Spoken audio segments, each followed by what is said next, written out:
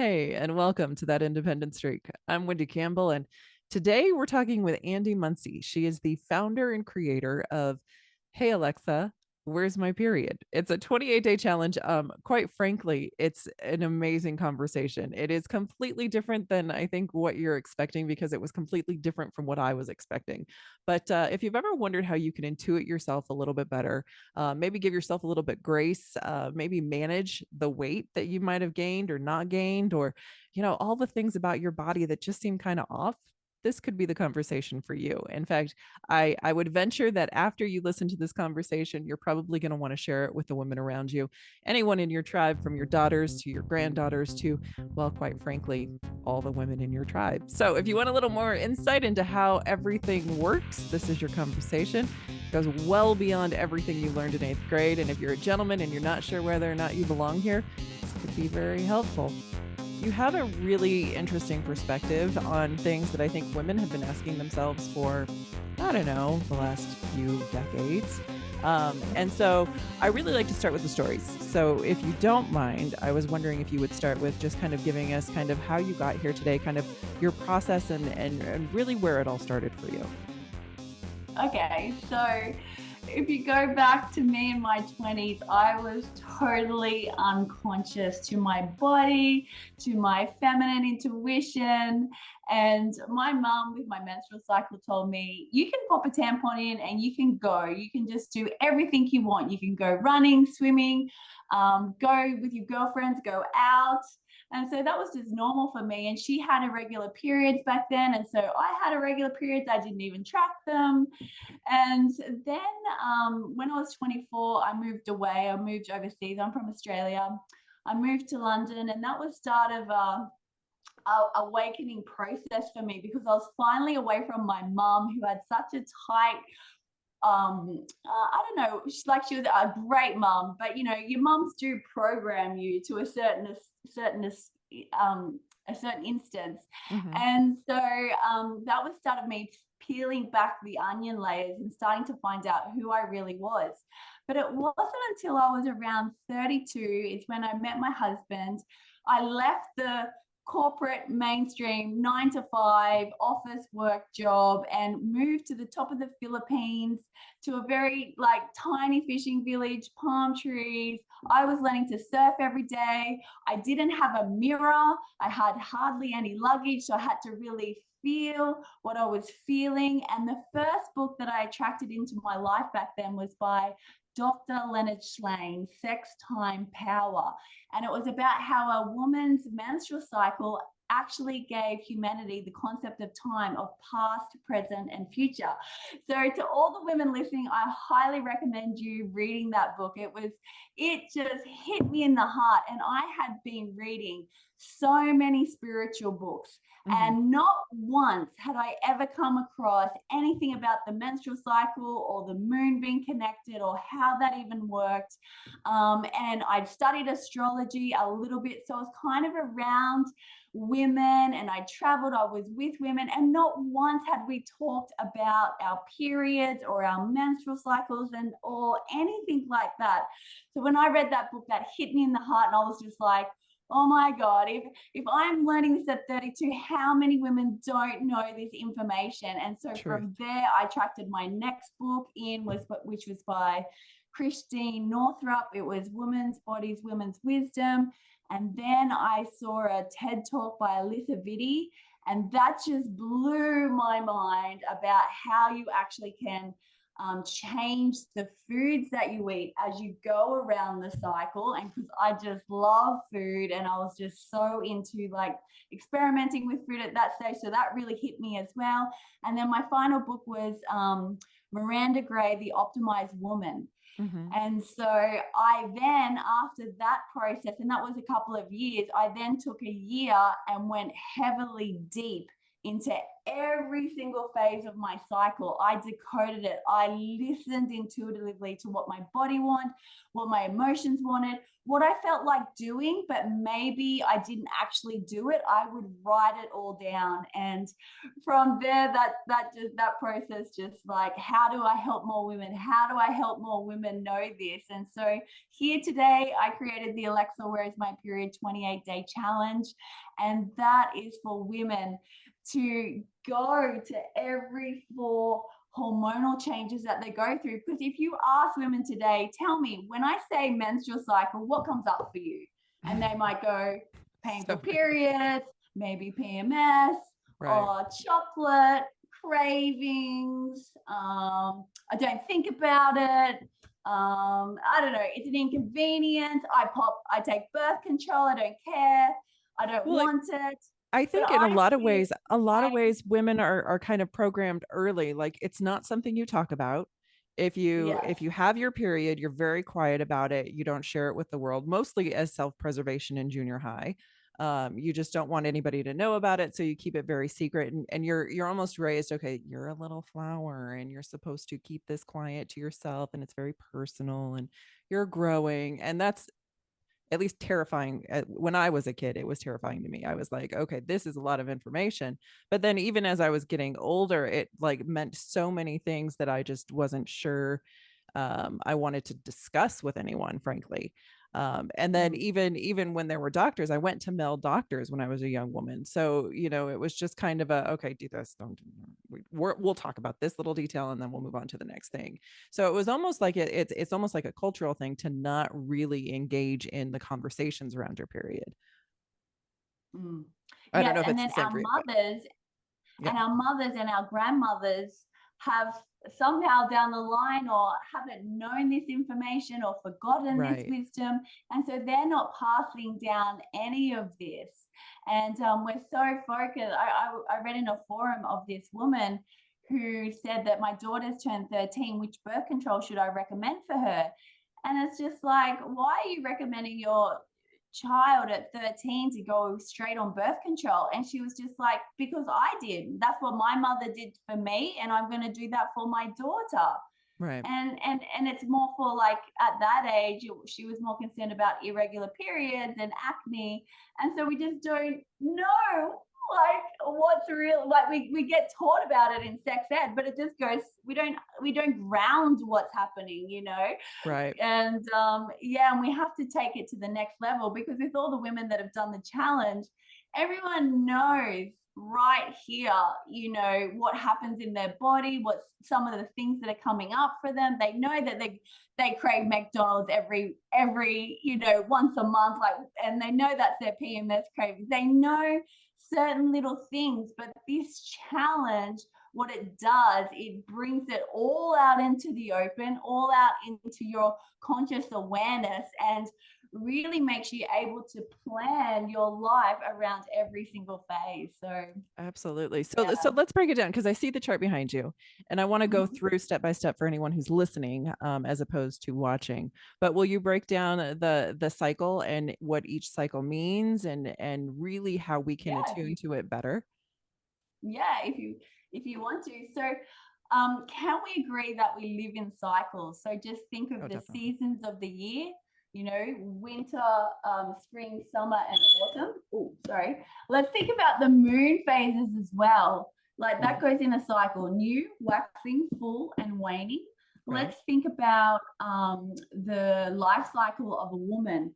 It's maiden, mother, maga, and crone. And so let's look at how we go in a cycle of our menstrual cycle: menstrual, follicular, ovulation, luteal. But this is all connected to our hormones. So every month, our body wants to make a baby. We all know this. We all know this. So when we start our cycle, it's up here in our menstrual phase. All our hormones have dropped. It means that there's no baby. So here we are in the winter phase. So think of all the foods and drinks that you love to have and enjoy in your winter time, all the activities you like to do. This is what our menstrual phase mimics. And so then we get to our follicular phase. What's happening there is our estrogen and our testosterone is starting to rise. Our body, on a biological level, wants to make a baby. So in order to do that, the hormones are making our mental clarity, our mind so clear, and we have energy, because what we want to do is we want to look for the best mate that is going to fertilize our egg. It's so fascinating. So here in our follicular phase, think of spring, the season of spring, this like we're coming out of winter, out of the hibernation. Spring's in the air. We've got energy, we've got motivation. We want to be out in the world. We want to be doing things. We want to be taking action. We want to be ticking off our to-do list. This is our follicular phase. This is what our hormones are making us do. And so then we come into the ovulation. So this is like the summer phase. This is when it's peak estrogen, peak testosterone. This is when our body wants our egg to be fertilized. So women's libido is naturally high here. She is ready for intimacy. So what does that mean for us on a everyday level? We crave connection when we're in this phase. We want to socialize. We want to be with our friends and our family, and we just want to enjoy a good time. And we want to help others. This is where a lot of our helping and serving others, comes in. And then as in all cycles, it must come down, the high must come down. And so here we are in our luteal phase. So this is our PMS. So this is when our estrogen and our testosterone, so it peaked here, so it's going to drop. And now our progesterone is starting to rise. Now, what does that mean? Our body thinks that egg got fertilized at this stage.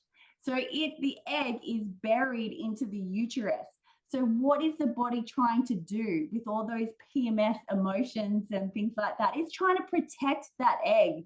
So that's why you're so super sensitive and you're a bit irritable, because your body on a biological level is protecting the egg. But also with that progesterone, you got to think about a woman who's in 3rd trimester pregnancy.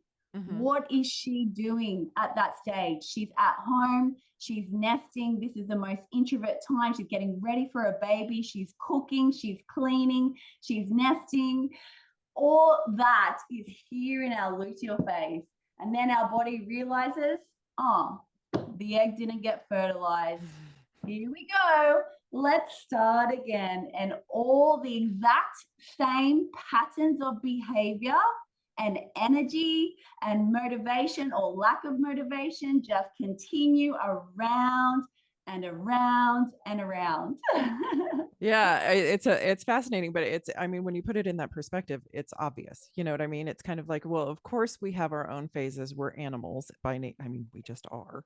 And so why wouldn't we follow the same natural path and development and ebbs and flows of the ocean, and it all makes perfect sense. What happens when you take birth control and you go through these phases? Are you, and I guess it would depend on different types of birth control, right? Yeah. So I'm going to give the example just based on I don't know, I don't even know what it is, but the hormonal birth control, you got the sugar pills.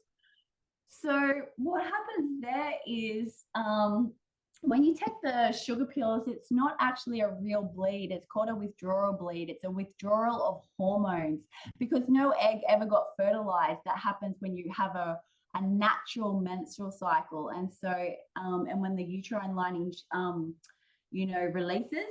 So that is not a real bleed, which I think a lot of people don't really understand. Then women don't experience the follicular phase energies, the natural increase of the estrogen and the testosterone here. They don't experience peak testosterone or peak estrogen, because we don't want to get the body doesn't want to get pregnant. So it makes sense. So what happens there is, if women are experiencing loss of libido or taking hormonal control, that's why we know, because they don't have that natural phase of the ovulation phase that their body gives them naturally. And so what happens here is you're stuck in your luteal phase. So a lot of women could actually feel that they have increased anxiety, depression, weight gain, acne, because because your body doesn't want to get pregnant. So the drug tricks your body in keeping you here in your luteal phase, and it just stays there 24/7. And it just keeps you there. And so, yeah, I'm not like, if you want to take birth control, it's totally your choice. But that's how it works, compared to every phase of the menstrual cycle. It's very, very interesting. Well, I think it's interesting, and to your point, a lot of moms put their kids on birth control for acne or for mood swings, or the myriad of. I mean, I put my girls on birth control in high school because that's what you do. You want to make sure that your children are safe, and you think you're doing the right thing. And if a doctor prescribes it, then obviously it's a good thing for you. But I think as we're learning more about big pharma and how big pharma works, I think there's a lot of people who are questioning, okay, was that really the good thing? Like, I started taking the pill when I was maybe 18 and took it until I was 40. And so there's never in that clarity you get when you get off of the pill. I think there's a lot to be said about being stuck in that phase. Are there any scientific I mean, I hate to use the word scientific because it's so tied to big pharma and the studies that they request to be published. But are there any doctors who are looking at this to see what the actual effects are to back this up? Yes, you should really look up Dr. Sarah Hill and Dr. Jolene Brighton. Okay. Two amazing women who are doctors and are really into the scientific research field and producing the papers of how women behave according to their cycle and how the birth control implicates their natural flow of their hormones. Very, very fascinating. I think it's really interesting. And also, like, before going to doctors, I wish more moms would know this. Before going to the doctor, before looking at the mood swings and the acne and the irregular periods, we need to be taught this first, and the doctor should come second. There needs to be a more holistic approach to approaching young women and guiding them through and getting them to really understand how their menstrual cycle works. And yes, I'm not just like discrediting doctors. You need them. No. They're very important. When you need them, it should be the first point of call for every woman. But what I'm noticing is not many women are interested in even doing this.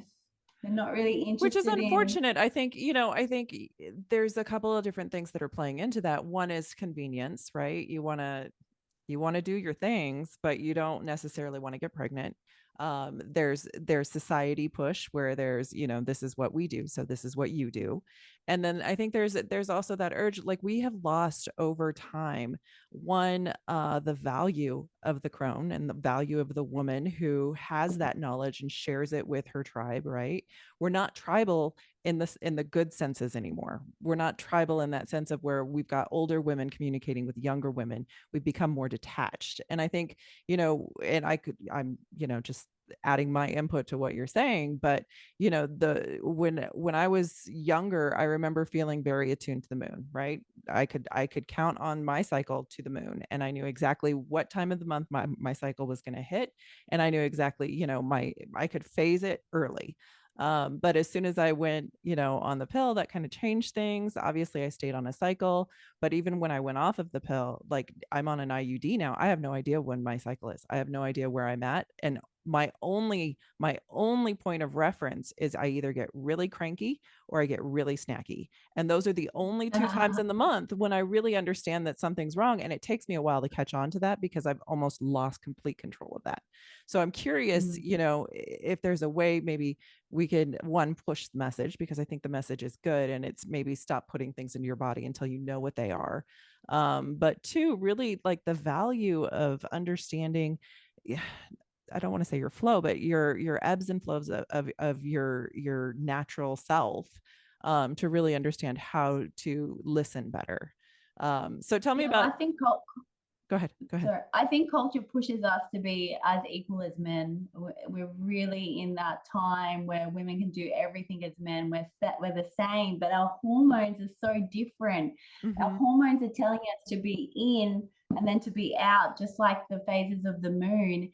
And as women, because we have so many roles and responsibilities and we want to be out in the world, that we can just go 24/7 like men, but it's just not the case. And Well, I think it's a yeah. little of this and a little of that. I personally don't want to be a man. I want to be able to do everything that I want to do and I want the freedom, but I also find a deep appreciation for being a female and having the gifts that we do have. Men can't have babies and maybe they don't want to, but there's something very beautiful about growing a human in your body and then having that human, nursing that human to a running crazy creature, and watching that cycle go. I think, Yeah. there's a way to balance both. Um, at least in my opinion. I don't know. I think that there, to your point, there is a push to kind of equalize everything. We're not equal. Mm. And I think that there's really a strength in knowing that we're not equal, but that doesn't make us less. Yeah, yeah, yeah, fair enough. And I just want to say to anyone that's experiencing any health problems, they've tried every diet, they've tried every fitness routine, and they're still not getting results. Like, the key component is looking at your 4 hormonal stages and like designing like your diet around the 4 hormonal changes, because your body is 4 different women every month. Like, and same with your Power. fitness. You can design your, yeah, you can design your whole fitness routine around every phase. Like, it's So not about, let's talk about that a little bit because I am curious about the food in the different cycles. So when you're going through these different cycles, are you like what would you recommend? I mean, I'm just curious what your experience has been. well, like I say, everybody is unique. That's why you have to do the Alexa Where Is My Period 28-day challenge, because you have to figure out what your follicular phase means to you. It might be totally different to mine. So I'm going to tell you how I experience it. But remember, until you do the work, the inner work on yourself, and start observing what your follicular phase means to you, you won't know. So these are just the guidelines. So in my follicular phase, my appetite, and also it's changed because now I'm 42 and I've been doing this work for I don't know, over 8 years of going, every day. I know what day of my cycle on, I know what phase I'm in. And so as I get older, my metabolism is actually slowing. But follicular phase for me means that my appetite has shrunk, my tummy has shrunk. And so I got to be really careful with what the portion sizes of my meals, and also what type of foods I'm eating. So I actually eat meat because I'm a menstruating woman, and so I lose blood, and iron, the iron from the meat actually balances everything in my emotions and grounds me and gives me a healthy menstrual cycle. So here in my follicular phase, I don't eat red meat. It's too heavy for me. I'm in my springtime and I can't eat like heavy meals like pastas or potato. Like, that is way too heavy. So here I'm focused on more like, chicken stir fries and rice type of thing. I can eat those types of things. Like, I could be nearly vegan in this follicular phase because of how shrunk my tummy is. But remember, I had a lady do the challenge and it was opposite. She was opposite to me. She burnt so much energy here that she was eating more, and for some reason in her luteal phase, that's where she ate less. But for me, that's not how it goes. When I get my ovulation phase around, and that's just before around day 10 of my cycle. So ovulation for me is, I consider it day 12 to day 16. But my body is now changed. So I probably could be ovulating a bit earlier now. But my foods, I'm starting to get hungrier. So I can bring more foods in. And then my luteal phase is where all my emotions are. So it takes me back to my mum's cooking. So this is where I'm eating spaghetti bowl, lasagna, mashed potato. I really need comforting foods. If I eat a salad in my luteal phase, I am off the wall. I cannot ground myself. My mind is loopy, and I'm looking for more food because I didn't eat the right food at this time. And this is where all my sweet treats come in. So I need, like, eat a good piece of chocolate cake or anything chocolate. I'm a chocolate girl. Right. And then with Feel my that. menstrual phase, I don't have to eat as heavy like the lasagnas and pastas because I've done all that work here and my emotions have been satisfied. So here in my menstrual phase, I could go back to a beef stir fry. For example, it's still got the beef, but it's a bit lighter than like say a lasagna or whatever. So yeah, so that's how I change what I eat as I go through the 4 phases. That's interesting. And you mentioned exercise as well. So theoretically, your body's going to shift through different phases of exercise. I think that there's not enough research done, or actually there is a lot of research done, but it's for women as little men as opposed to for women as women. So what are you experiencing when you go through your cycle with exercise? Because a lot of women, I think, really struggle with energy depletion and you know, to your point, just getting geared up and whatnot through the menstrual cycle. Yeah, so you've got to really know which phase of your cycle you're in and what that means to you and your body. It's not about every Monday I'm going for a 5K run because it's Monday. Right. It's about what day am I in my cycle and what phase I am in and what does this mean? What does my body want on this Monday? Do you know what I mean? So again, when I get to my follicular phase, that's when my energy is coming back. I've come out of my winter hibernation. So this is when I can focus on cardio. This is when my adventurous spirit comes in and I just want to be out in the world. This is the most masculine phase of my entire cycle. And so I get itchy when I haven't done a 7-kilometer walk.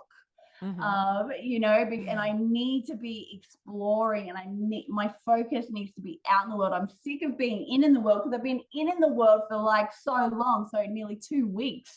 So yeah, so anything aerobic, you know, dancing, swimming, cardio, and keep going here, keep doing that. But then there's going to come a point.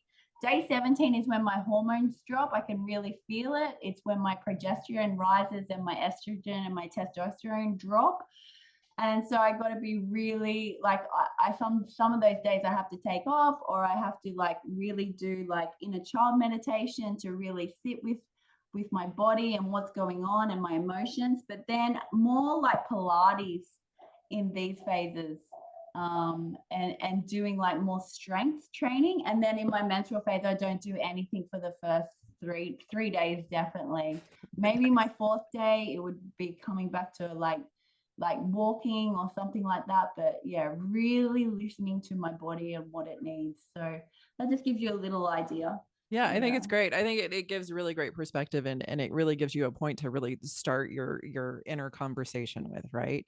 So like anybody who's looking to step into the process, you know, there's a couple of things I think about. One is, you know, there's the detox off of whatever hormones you've got yourself on or whatever you're doing. Say you want to pull yourself off of birth control, or there's the detox of, okay, let's think about the foods that we're eating. Let's think about the way that we're treating our body and move it into a different space to really begin to really listen, right?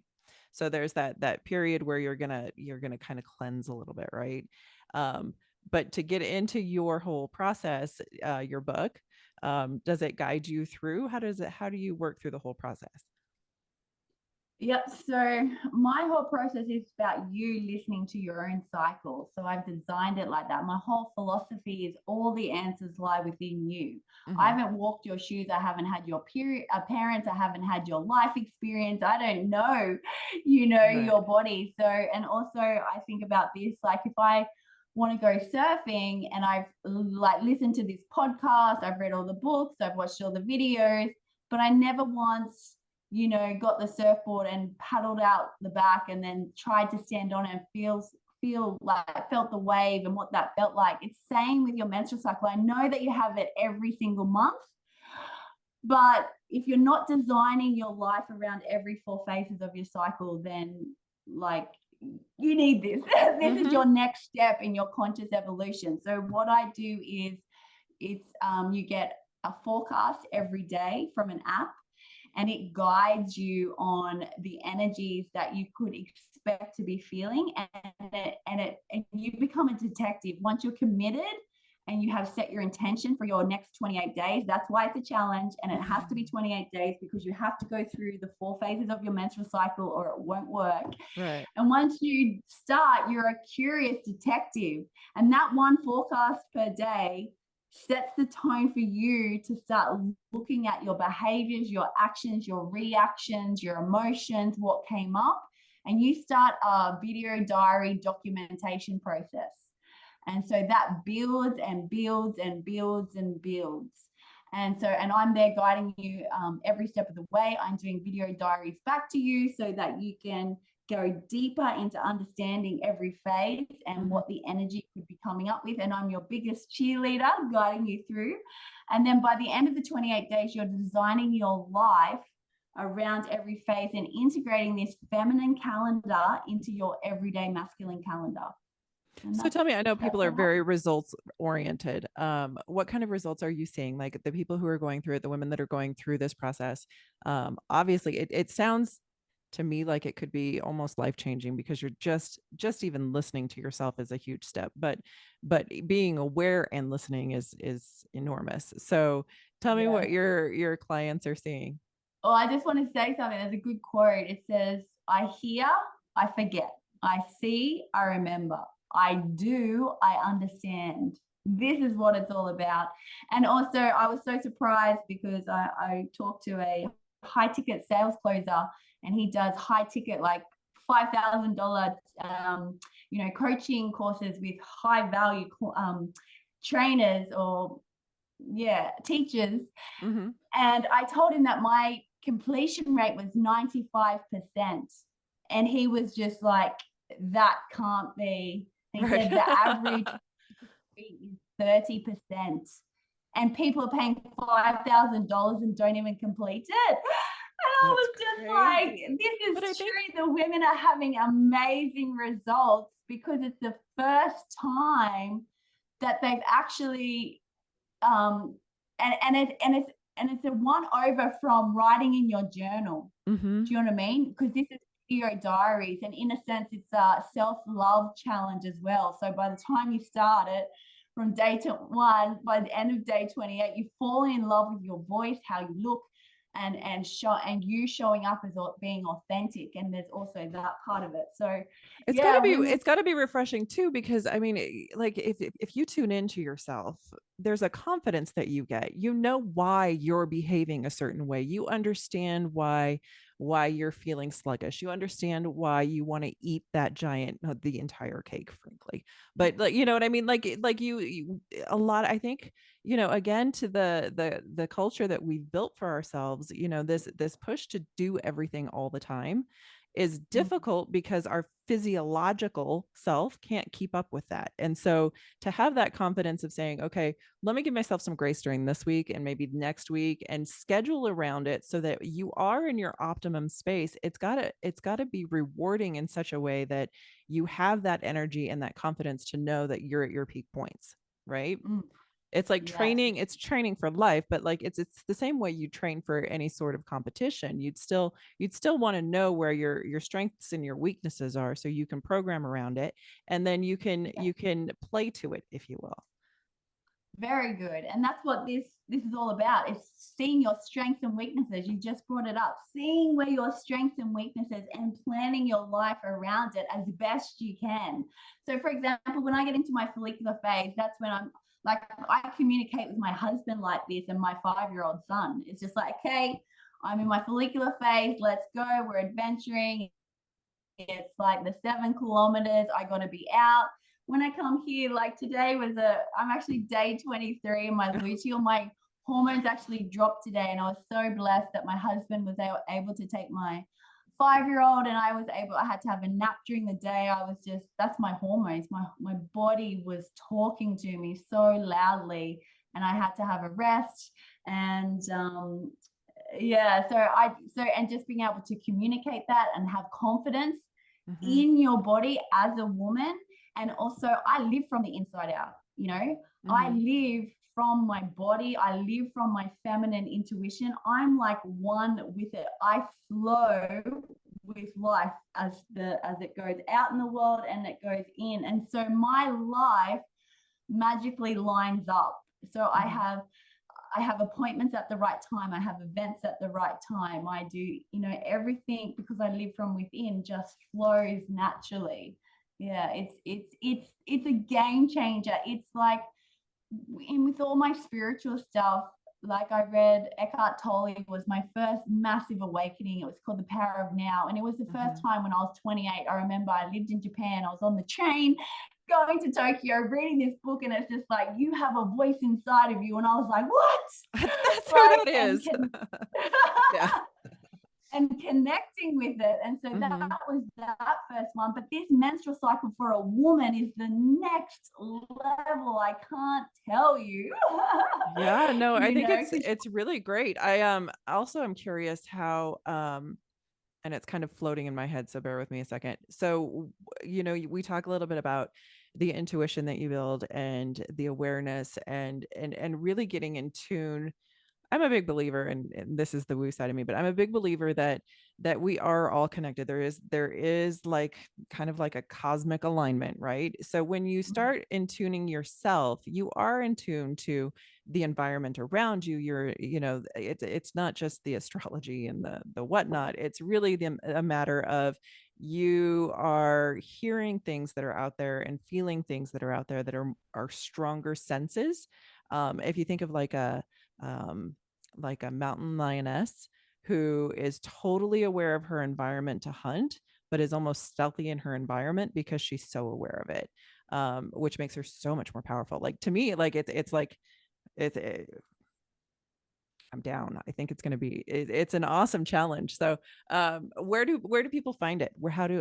If I were interested and I wanted to get started tomorrow, where would I go? Yeah, well, we'll come on Facebook and connect with me, or I'm on LinkedIn, and let's have a free consultation for 30 minutes and get to know each other, and yeah, talk about like why you're so interested in doing this and what's happening in your life right now, and where you want to get permission to work on. Like, it might not just be your menstrual cycle, but there might be other parts of your life that you really need to work on, because it's all connected. It is all connected. Are you know finding it really helpful for women who are trying to get pregnant? Because I would imagine in tuning into this, that you'd be more aware of when you're ovulating, more aware of when your peak opportunities are. Have you spoken with many women who are looking to get pregnant? Actually, no, that hasn't been my predominant client. My predominant client has been over 35. She's usually a woman that hasn't found her husband or had children yet. And she's on a path of self-discovery and yeah, doing everything for her conscious awareness and to know herself even better. So that's who I've been attracting. Not to say that women who are pregnant, like, you would get to know, like, you can use the apps. This is another thing. I've talked to numerous women who say, yeah, I track my cycle. I've got an app for that, and the apps are great. And the app tells me when I'm in my ovulation phase. And I go, okay, that's great. Now you tell me what happens when your body is in ovulation. I'm not sure. Where are your emotions at when you're in your ovulation? I don't know.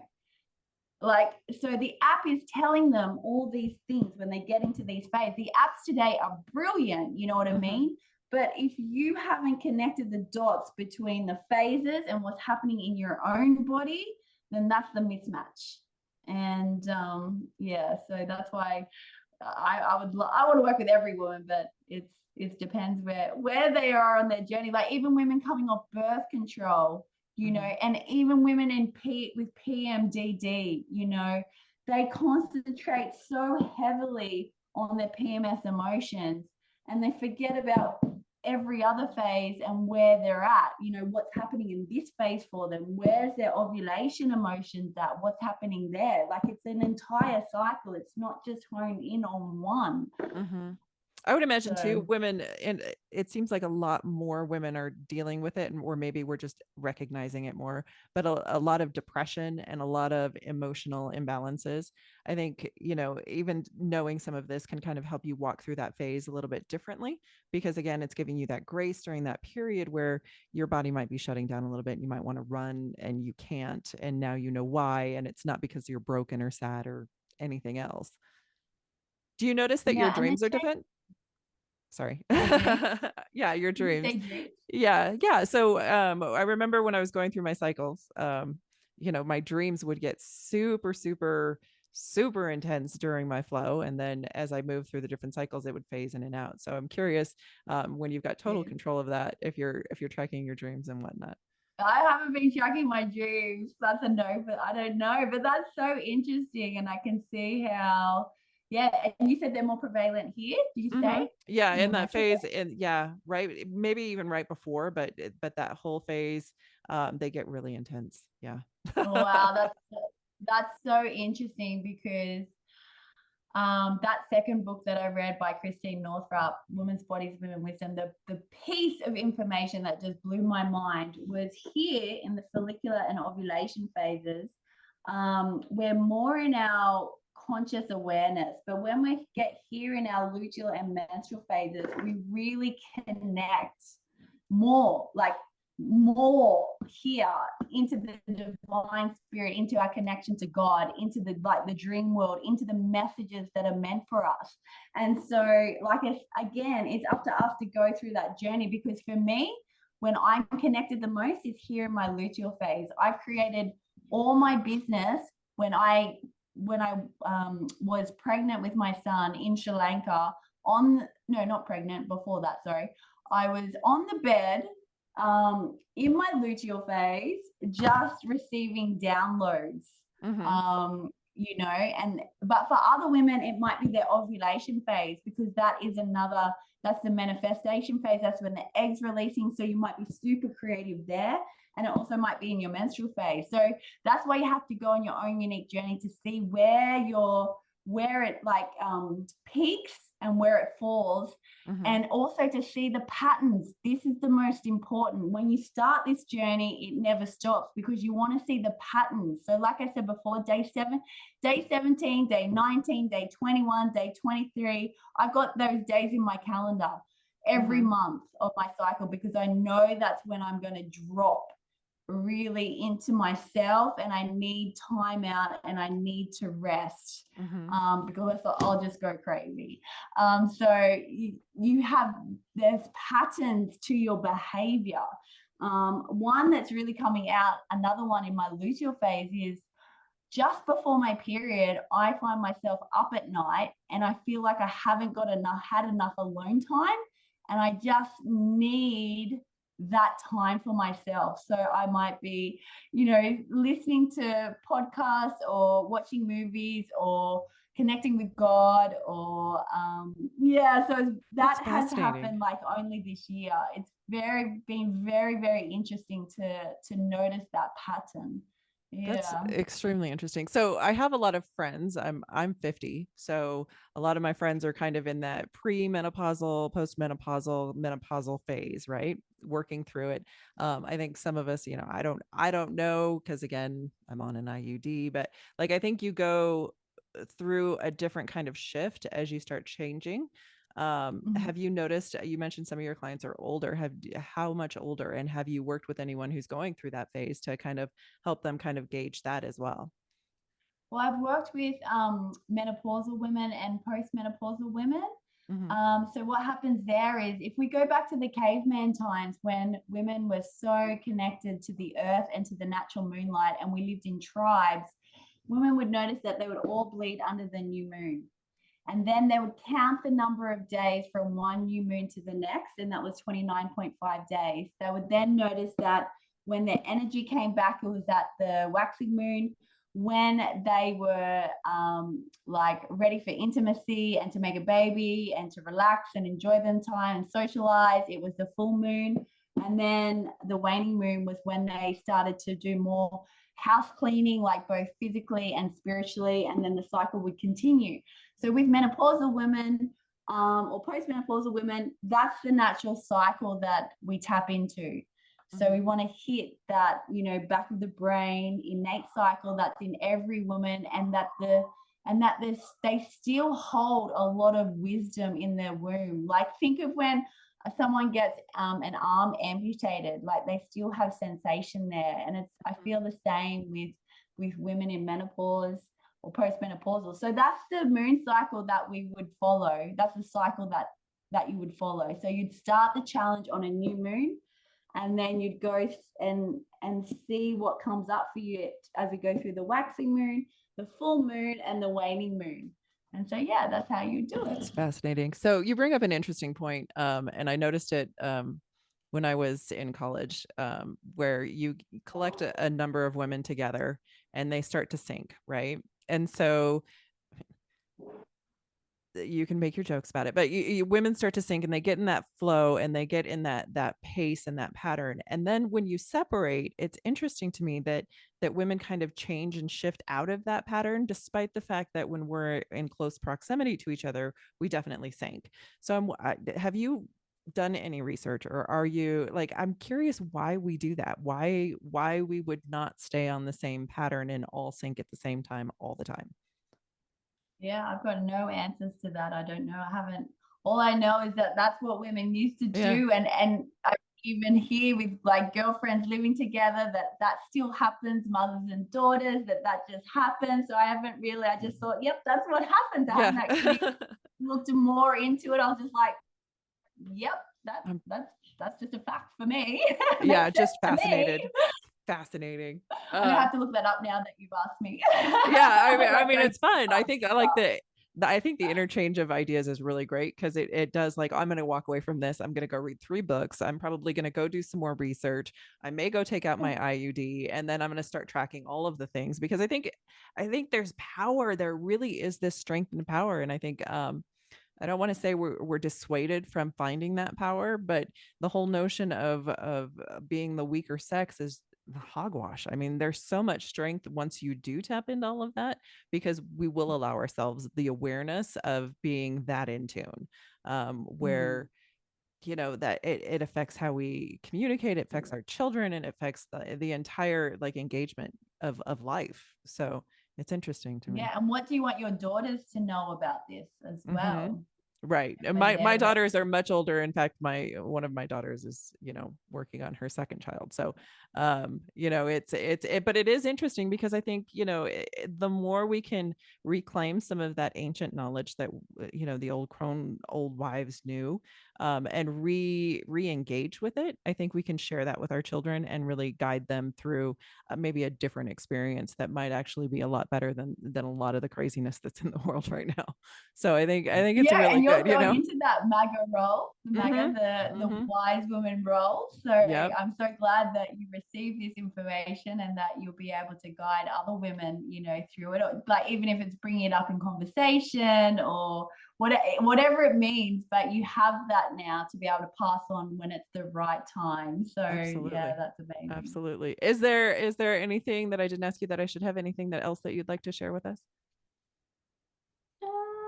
I think we covered it all. Awesome. All good. Yeah. Awesome. And so one more time for those kids in the cheap seats, tell me where people can find you, how they find your app, and how we connect again. Yeah, so connect with me on Facebook. I'm at Andi Munsie, and also on LinkedIn. Let's just set up a call and get to know each other and dive deep into understanding you and your cycle and connecting it all with your feminine intuition. So yeah, it's going to be amazing. Sounds fantastic. We should have a Facebook group or something. It's awesome. Thank you so much for taking the time today. And definitely we'll put all this in the show notes. So if anybody missed it, you can go look at the show notes and grab all of that. But I appreciate your time today and all the information. It's amazing. And I think it's a great conversation, frankly. No, I appreciate you. Thank you for giving me this opportunity and blessing me with your time to be able to share with your audience. Yeah, it was such a blessing for me. So thank you. And if you'd like to learn more about the Alexa Where's My Period 28-day challenge, definitely make sure you stop by wherever you get your podcasts and check out the show notes. I'm going to post everything there. You can see all of the information, or if you like, you can check it out on YouTube. Alternatively, you can check it out on the website at thatindependencestreakpodcast.com.